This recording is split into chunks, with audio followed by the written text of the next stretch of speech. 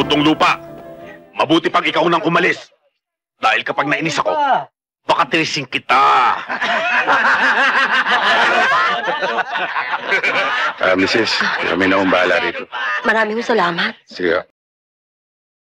O, bakit? Sir, di na ginalang uniforme ko.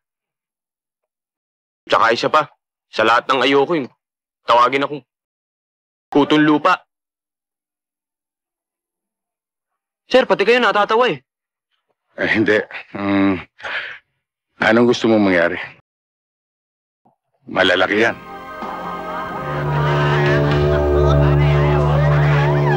Hoy, anong tawag mo sa akin kanina?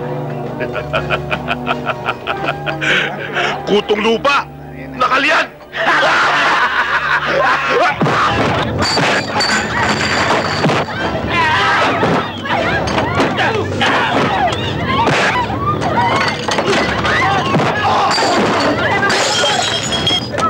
Oh!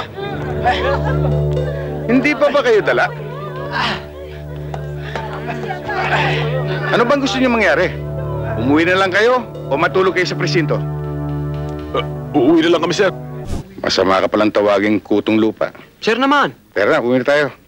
Yes, sir.